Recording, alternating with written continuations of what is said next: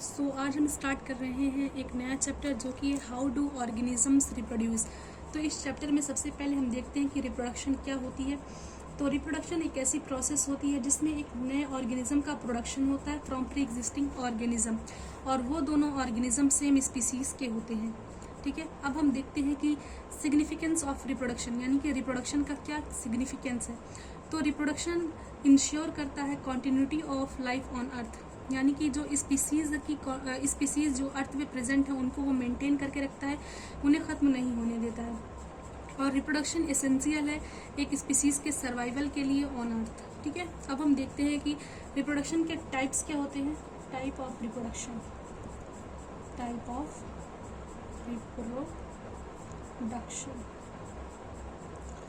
तो रिप्रोडक्शन के दो टाइप्स होते हैं, एक होता है एसेक्सुअल रिप्रोडक्शन और दूसरा होता है सेक्सुअल रिप्रोडक्शन।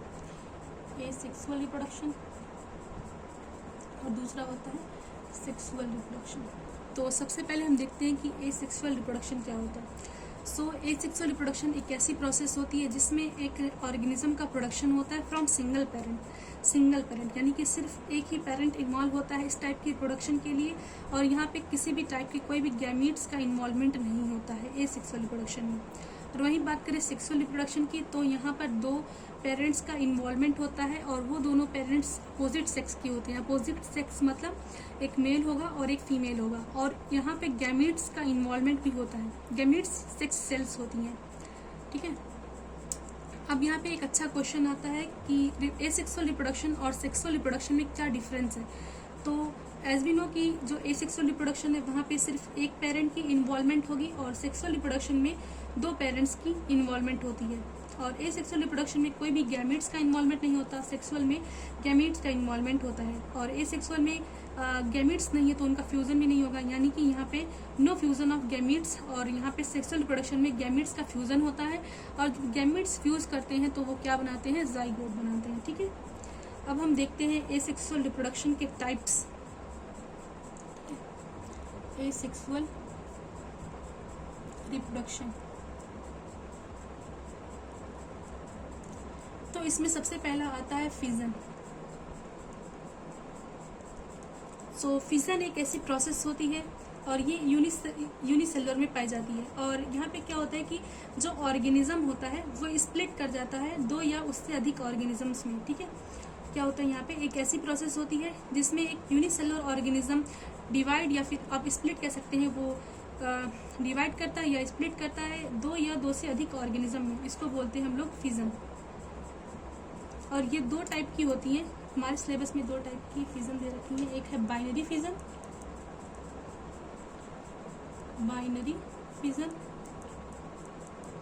और एक होता है मल्टीपल फिजन।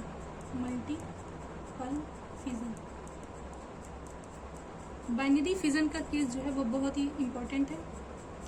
तो बाइनरी फिजन में क्या होता है कि जो ऑर्गेनिज्म है वो स्प्लिट कर जाता है दो नए ऑर्गेनिजम्स में। ठीक है, जैसे कि सपोज दैट यहाँ पे एक अमीबा है। अब अमीबा जो है ये यहाँ पे डिवाइड करना स्टार्ट कर देगा, इसका न्यूक्लियस भी डिवाइड करना स्टार्ट कर देगा। फिर एक समय आएगा कि ये बिल्कुल अलग होने ही वाले हैं, एंड लास्ट में चल के ये दो डॉटर सेल्स में दो डॉटर सेल्स में डिवाइड कर जाता है। तो ये हो गया हमारा बाइनरी फिजन इन अमीबा, यानी कि यहाँ पे दो नई ऑर्गेनिजम्स बन गए हैं, एक सिंगल अमीबा से दो नई अमीबा बन गई हैं। ठीक है, और दूसरा होता है हमारा यहाँ पे एग्जांपल बाइनरी फिजन का, बाइनरी फिजन इन लेशमैनिया। ठीक है, अब हमने देख लिया बाइनरी फिजन को, अब हम देखते हैं मल्टीपल फिजन को। मल्टीपल फिजन में क्या होता है कि जो पेरेंट ऑर्गेनिज्म है वो स्प्लिट कर जाता है ढेर सारे नए ऑर्गेनिजम्स में, और ये प्रोसेस होती है सेम टाइम पे वो कई सारे ऑर्गेनिजम्स में स्प्लिट कर जाता है। तो इसको बोलते हैं मल्टीपल फिजन, और इसका एग्जांपल होता है प्लाज्मोडियम। तो हमने देख लिया binary fission and multiple fission. Binary fission में जो ऑर्गेनिज्म है वो दो नए ऑर्गेनिजम्स में टूटेगा, और जो मल्टीपल फिजन है यहाँ पे जो ऑर्गेनिज्म है, एक ऑर्गेनिज्म है उससे ढेर सारे ऑर्गेनिज्म बनेंगे। ठीक है, और इसका एग्जांपल है प्लाज्मोडियम। अब आता है हमारा फ्रेगमेंटेशन।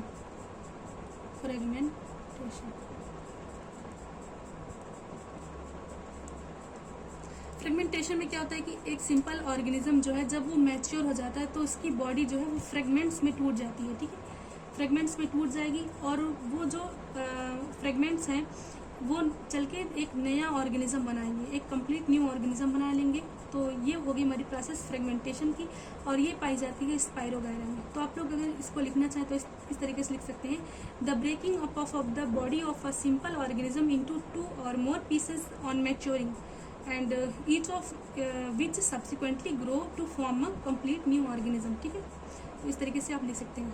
इसका मतलब क्या हुआ कि जो एक मैच्योर ऑर्गेनिज्म है स्पाइरोगायरा का, उसकी जो बॉडी है वो कई पार्ट्स में स्प्लिट कर जाती है और वो पार्ट्स जो है वो चल के एक नया स्पाइरोगायरा बना लेते हैं, ठीक है। अब आ जाता है डिफरेंस क्या होता है बाइनरी फिजन में और फ्रेगमेंटेशन में, और वी कैन से फिजन और फ्रेगमेंटेशन में क्या फ़र्क होता है। तो जो फिजन है वो यूनिसेलुलर में पाई जाती है एंड फ्रेगमेंटेशन जो है वो मल्टीसेलुलर में पाई जाती है। इंपॉर्टेंट पॉइंट है, फिजन यूनिसेलुलर में पाई जाएगी और फ्रेगमेंटेशन जो है वो मल्टीसेलुलर में पाई जाएगी, ठीक है। अब हमारा फ्रेगमेंटेशन यहाँ पे कंप्लीट होता है। यहाँ पे मैं लिख देती हूँ, इसका एग्जांपल है स्पाइरोगायरा फ्रेगमेंटेशन का एग्जांपल है स्पाइरोगायरा। अब हम देखते हैं कि रीजनरेशन क्या होता है।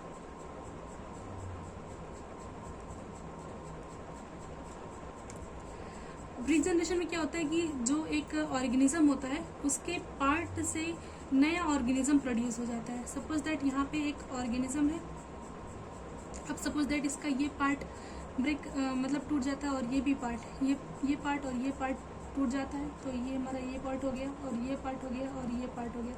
अब ये जो तीनों पार्ट्स हैं वो अलग अलग ऑर्गेनिज्म को बना लेंगे, ठीक है। एक नया इंडिविजुअल बना लेंगे, इस तरीके से, ठीक है। तो यहाँ पे क्या होता है कि बॉडी पार्ट से ही फुल ऑर्गेनिज्म बन रहा होता है रीजनरेशन में। इसका एग्जांपल हो गया प्लेनेरिया। इसका एग्जांपल क्या होता है, प्लेनेरिया।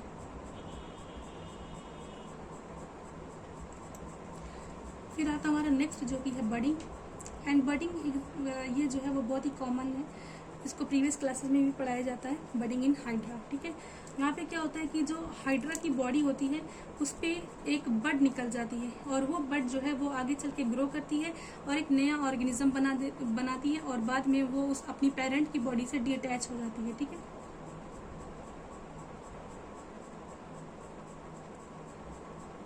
तो इसका एग्जांपल हो गया हाइड्रा। बडिंग का एग्जांपल क्या है, हाइड्रा, ठीक है।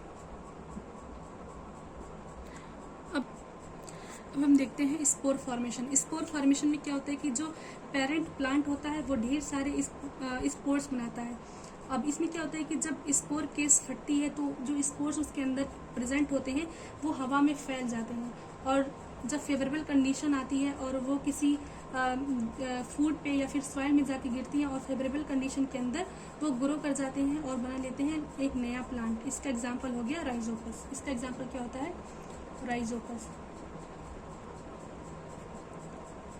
इसको फिर से एक बार देख लेते हैं। स्पोर फॉर्मेशन में क्या होता है कि जो पेरेंट प्लांट होता है वो ढेर सारे स्पोर्स बनाता है एंड वो स्पोर्स होते हैं स्पोर केस के अंदर, और जब वो स्पोर केस जो है फटती है तो उससे क्या होता है कि जो स्पोर्स होते हैं वो हवा में फैल जाते हैं और हवा के साथ वो कहाँ पे गिरते हैं, फूड में गिरते हैं या फिर सॉइल में गिरते हैं, जिससे क्या होता है कि जब फेवरेबल कंडीशन आती है और फेवरेबल कंडीशन आने के बाद वो जर्मिनेट कर जाते हैं और बनाते हैं एक नया प्लांट। उनके लिए स्पोर्स के लिए फेवरेबल कंडीशन क्या होती है, डैम्प और वार्म कंडीशन, यानी कि ऐसी जगह जहाँ पे थोड़ी नमी हो और साथ ही साथ गर्मी भी हो, वहाँ पे वो स्पोर्स ग्रो कर जाते हैं, ठीक है। स्पोर फॉर्मेशन हमने देख लिया। अब हम देखते हैं वेजिटेटिव प्रोपागेशन।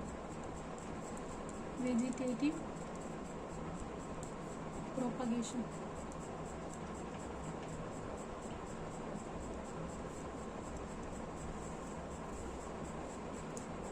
इसमें क्या होता है कि वेजिटेटिव प्रोपागेशन में एक नया प्लांट बनता है from part of the old plant, यानी कि ओल्ड प्लांट के पार्ट से एक नया प्लांट बन जाता है। ओल्ड प्लांट के पार्ट जैसे कि हो गया स्टेम, रूट और लीव्स, उसकी स्टेम या फिर रूट या फिर लीव से एक नया प्लांट बन जाए, इसको हम लोग बोलते हैं वेजिटेटिव प्रोपागेशन। यहाँ पे कोई भी रिप्रोडक्टिव ऑर्गन्स का यूज नहीं होता है, ठीक है। और ये वेजिटेटिव प्रोपागेशन दो टाइप की होती है, एक होती है नेचुरल वेजिटेटिव प्रोपागेशन और एक होती है आर्टिफिशियल। एक होती है नेचुरल और एक होती है आर्टिफिशियल।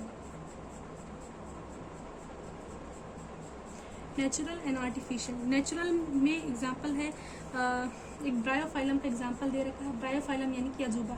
इसमें क्या होता है कि जो ब्रायोफाइलम की लीव्स होती हैं उनमें प्रेजेंट होते हैं नॉचेस, पूरी लीफ की मार्जिन के अलोंग नॉचेस प्रेजेंट होते हैं, और जब उसकी पत्तियां सॉइल में गिरती हैं तो उन नॉचेस से एक नया प्लांट ग्रो करना स्टार्ट कर देता है।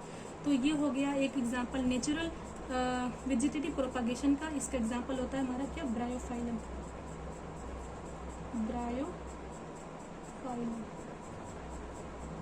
अब हम देखते हैं artificial vegetative propagation. Artificial vegetative propagation में एक ऐसी प्रोसेस होती है जहाँ पे ढेर सारे प्लांट उगाए जाते हैं फ्रॉम वन प्लांट। एक प्लांट से ढेर सारे प्लांट उगाए जाते हैं और यहाँ पे यूज होता है मैन मेड मेथड्स का। इसके एग्जांपल्स हो गए sugar cane, rose and jasmine. इसमें 3 मेथड आते हैं। एक मेथड होता है कटिंग का, दूसरा होता है लेयरिंग का एंड तीसरा होता है ग्राफ्टिंग का। तो सबसे पहले हम देखते हैं कि कटिंग में क्या होता है। इसमें क्या होता है कि जो प्लांट का एक आर्ट होता है उसको उसकी रूटिंग की जाती है और वो प्रोड्यूस करता है एक नया प्लांट। इसमें क्या होता है कि एक प्लांट के किसी भी पार्ट को कट करके और उसकी रूटिंग की जाएगी, उसको लगाया जाएगा और यहाँ पे एक नया जो है प्लांट बन जाएगा। और लेयरिंग में क्या होता है, लेयरिंग में क्या होता है कि जैसे कोई भी प्लांट है उसकी ब्रांचेस झुकी हुई है, तो उन ब्रांचेस पे सपोज दैट यहाँ पे कोई प्लांट था, उसकी ब्रांच इस तरीके से ज़मीन को टच कर रही थी। अभी क्या होता है कि ये जो प्लांट था इसकी ये जो ब्रांच थी वो ज़मीन से टच कर रही थी। अब क्या करेंगे, इसके ऊपर हम मिट्टी से इसको कवर कर देंगे। फिर क्या होगा, कुछ दिनों बाद यहाँ से भी रूट्स आना स्टार्ट हो जाएंगी। जब हमें पता लग जाएगा कि यहाँ पे रूट्स आनी स्टार्ट हो गई है तो हम यहाँ से इसको कट कर देंगे। तो यहाँ पे बन गए 1-2 नए प्लांट्स, ठीक है। यहाँ तो हम लोग इसको इस तरीके से लिख सकते हैं, it involves covering the branch of the plant with the soil and then cutting it. यानी कि हमें क्या करना है कि जो ब्रांच है उस पर, जो ब्रांच ज़मीन से टच कर रही है उस पर मिट्टी डाल देनी है हमें। फिर बाद में जब इसमें से रूट्स स्टार्ट हो जाएंगे आना तो हमें यहाँ से इसको कट कर देना और यहाँ पे नया प्लांट बन जाएगा। ये होगी हमारी लेयरिंग की प्रोसेस। फिर आता है ग्राफ्टिंग। ग्राफ्टिंग बहुत ही कॉमन है। यहाँ पे क्या होता है कि जो डिफरेंट प्लांट की स्टेम्स को एक साथ ज्वाइन कर दिया जाता है, डिफरेंट प्लांट की स्टेम्स को एक साथ ज्वाइन कर दिया जाएगा और उन्हें ग्रो कर दिया जाएगा एज अ सिंगल प्लांट। तो ये होगी हमारी ग्राफ्टिंग। तो यहाँ पे हमारा कंप्लीट होता है एसेक्सुअल रिप्रोडक्शन। तो कल की वीडियो में हम देखेंगे सेक्सुअल रिप्रोडक्शन, ठीक है। तब तक के लिए आपको यहाँ तक पढ़ लेना अच्छे से। आप एक बार एनसीईआरटी को रीड कर लीजिएगा और जो भी पॉइंट छूटे हैं, अगर कोई भी पॉइंट ऐसा है जो छूट गया होगा वो कल मैं कवर कर लूँगी, ठीक है। Thank you.